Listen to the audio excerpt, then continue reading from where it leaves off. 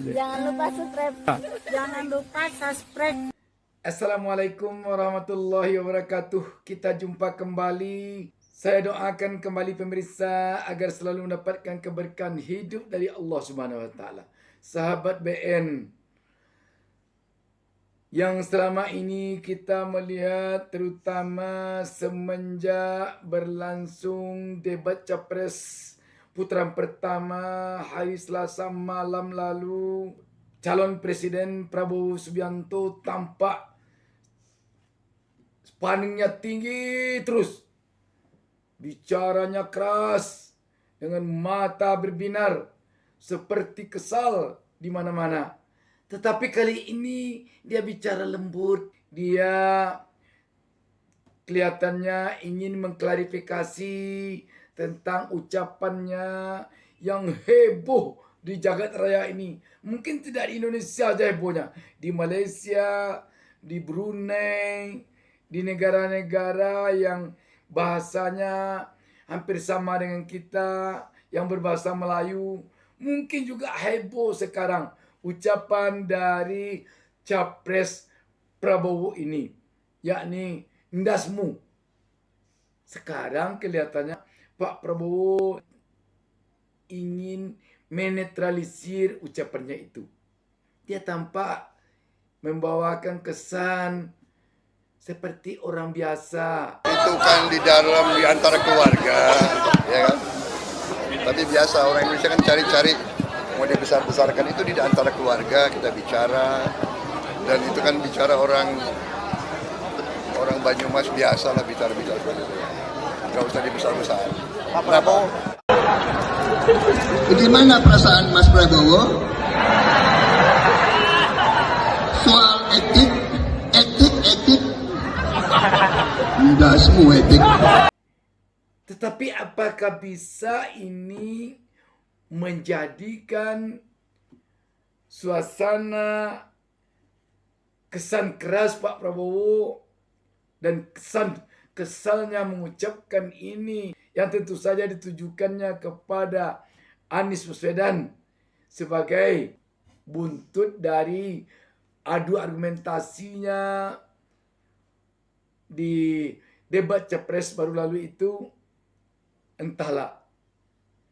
Namun satu hal lagi yang membuat kita agak risau, Pak Prabowo mengatakan apa yang diucapkannya ini biasa itu diucapkan di Banyumas. Apakah tidak protes orang Banyumas kalau itu biasa diucapkan di Banyumas? Itu kan di antara keluarga, ya kan. Tapi biasa orang Indonesia kan cari-cari mau dibesar-besarkan itu di antara keluarga kita bicara, dan itu kan bicara orang Banyumas biasa lah bicara-bicara seperti itu. Dan itu kan bicara orang Banyumas biasa lah bicara-bicara seperti itu. Pak Prabowo sudah punya pengalaman tentunya ketika dia dulu bicara tentang masyarakat Boyolali. Tidak pernah masuk hotel-hotel tersebut. Betul. Kalian kalau masuk mungkin kalian diusir karena tampang kalian tidak tampang orang kaya. Tampang-tampang kalian ya tampang Boyolali ini. Tidak pernah masuk hotel-hotel tersebut. Betul.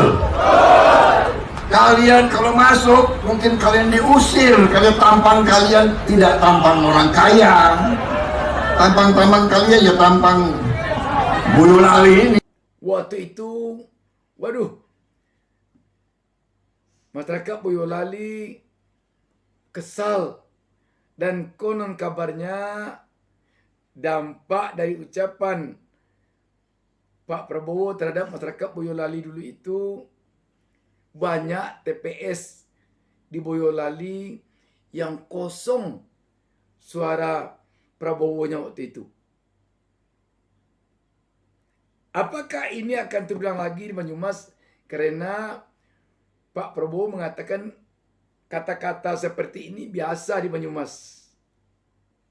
Sahabat BN, apakah Pak Prabowo akan mencoba lagi membuat penampilan baru sehingga Pak Prabowo tidak terkesan lucu tidak terkesan lagi keras, tidak terkesan lagi gemoy, tetapi terkesan sekarang ini seperti sangat low profile.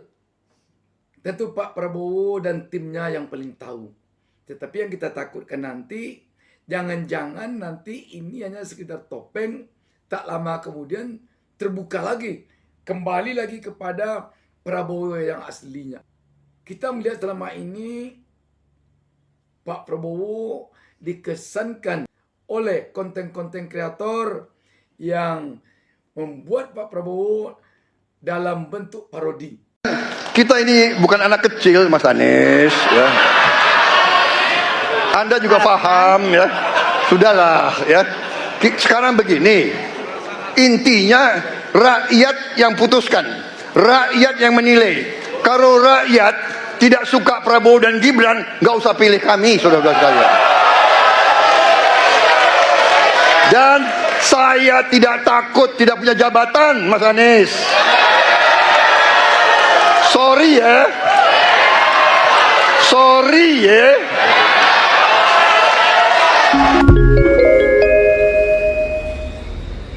Halo, halo. Ini siapa ini? Halo, halo. Tenang saja Pak Prabowo.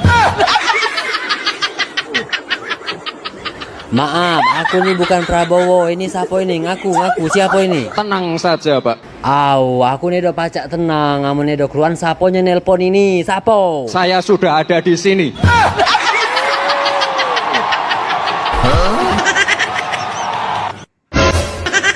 Sekian, terima kasih. Wassalamualaikum warahmatullahi wabarakatuh.